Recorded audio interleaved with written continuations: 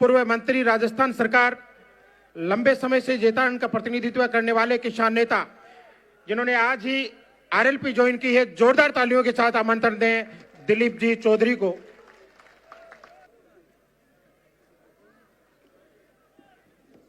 बोलो तेजाजी महाराज की। आज बहुत ही खुशी का मौका है कि राष्ट्रीय लोकतांत्रिक पार्टी का 7वां स्थापना दिवस है आपकी बीकानेर की धरती पर, और इस समारोह में इस पार्टी के संस्थापक, राष्ट्रीय लोकतांत्रिक पार्टी के सुप्रीमो और पूरे राजस्थान के आम आवाम के चहेते हनुमान बेनीवाल साहब विराजमान है। मैं इनको बहुत बधाई दूंगा कि आप इतने जांबाज और ताकतवर लोह पुरुष हैं कि इस पार्टी को किस रूप में आपने एक नई ताकत ऊर्जा दी है। आपके एक फेसबुक या ट्विटर पर एक 4 लाइन लिखने से आज राजस्थान के कोने कोने से हजारों की तादाद में इस सम्मेलन में, इस स्थापना दिवस को नई ताकत ऊर्जा देने के लिए आप पधारे। ये कोई छोटी मोटी बात नहीं है। मैं भी इस सम्मेलन में आ रहा था तो मैंने देखा बाहर हजारों की तादाद में लोग खड़े थे। इतना हुजूम और इतना जोश और जुनून। आज इस सम्मेलन में नारायण बेनीवाल जी विराजमान है, इंदिरा बावरी जी है, कनिका बेनीवाल जी है और बहुत ही मजबूत नेता लोग यहाँ बैठे हैं। तो मैं आप 2-4 बात आपको कह के अपनी बात समाप्त करूँगा कि मामला आरएलपी का ज़बरदस्त है। अरे सुनिए, नारेबाजी बंद करो।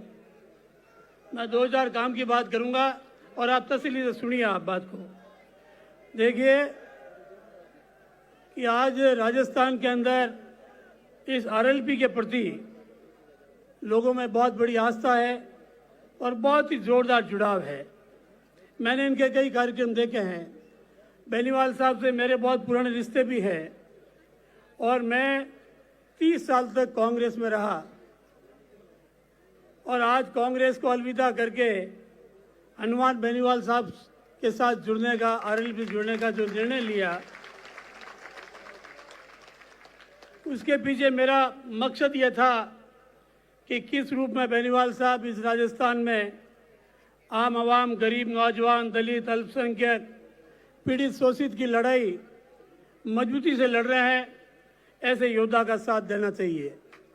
उस रूप में हमने हमारी पूरी टीम के साथ फैसला किया और आज आरएलपी का दामन हमने थामा है। मैं आवाम के सामने ये घोषणा करता हूँ कि पूरी ताकत लगा देंगे आपको इस दल को मजबूत करने के लिए और पूरी शक्ति के साथ कंधे से कंधा मिलाकर हम काम करेंगे। आज आपके पास मिनकों का मेला है, जबरदस्त जनसैलाब है, जुड़ाव है, लेकिन संगठन में थोड़ी कमजोरी है। मैं हमेशा देखता हूँ आरएलपी को कि लोगों का इतना जुनून है कि आज अपने अपने साधन से लोग हजारों किलोमीटर दूर से बेनीवाल साहब को सुनने आ पाते हैं, लेकिन जब चुनाव होते हैं, जब वोट डालने की बात आती है तो पोलिंग बूथ पर हमारी ताकत बहुत कमजोर रहती है। यह सबसे मोटी बात है। आपके पास हजारों की भीड़ है, ताकत है, लेकिन वोटों में परिवर्तित करने के लिए हमारे पास संगठन की कमी है। इसलिए बेनीवाल साहब से भी मेरी चर्चा हुई थी। मैंने आपको कहा था कि राजस्थान के अंदर आरएलपी का नया संगठन एक ताकत से आप खड़ा कीजिए। बूथ पोलिंग, बूथ मैनेजमेंट जो है, वहाँ पर कार्यकर्ताओं की एक मजबूत टीम खड़ी कीजिए। हमारे पंचायत समिति स्तर पर, विधानसभा स्तर पर, ब्लॉक स्तर पर आप आरएलपी का संगठन खड़ा करो, जिला स्तर पर, और काम करने वाले लोगों को इस संगठन से जोड़ो। और मैं आपको ये सलाह देता हूँ, केवल नारे से हम 2028 का मिशन पूरा नहीं कर पाएंगे। केवल भाषणों से जो है आने वाले पंचायत राज में आरएलपी का झंडा पंचायत समिति और जिला परिषद के वहाँ पर झंडा जो है मजबूत नहीं कर पाएंगे जब तक हमारा संगठन और नीचे स्तर की ताकत हमारी मजबूत नहीं होगी। आज राजस्थान के कोने कोने से आप पधारे हो और मैं आपको सबसे मुद्दे की बात कह रहा हूं, बाकी सारी बात आपने कह दी। मैं पूर्व वक्ताओं की बात भी सुन रहा था, तो मेरी आपसे गुजारिश है कि जिस गांव में जहां से भी आप राजस्थान से पधारे हैं, अपने स्तर पर, चाहे आपका रेवेन्यू विलेज हो, चाहे आपका पोलिंग स्टेशन हो, चाहे आपकी तहसील या विधानसभा मुख्यालय हो, अपने लोगों की मीटिंग करो और आरएलपी के मुखिया जो है ये निर्णय लेंगे कि आने वाले समय में किस रूप में हमारा संगठन जो है वो मजबूत हो।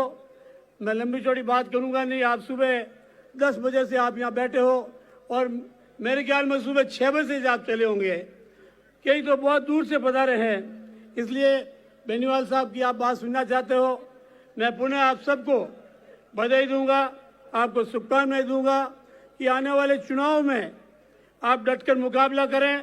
हमारा मिशन 2028 है। 2028 में किस रूप में आरएलपी राजस्थान में जो है अपना झंडा बुलंद करे, आपके सपनों को साकार करे और बेनीवाल साहब का हाथ जो है एक नई ताकत के साथ किस रूप में मजबूत करें, ये बोड़ा मैं आपको देता हूं। मैं पुनः आप सबको बहुत बहुत बधाई, धन्यवाद देता हूं। राम राम साहब।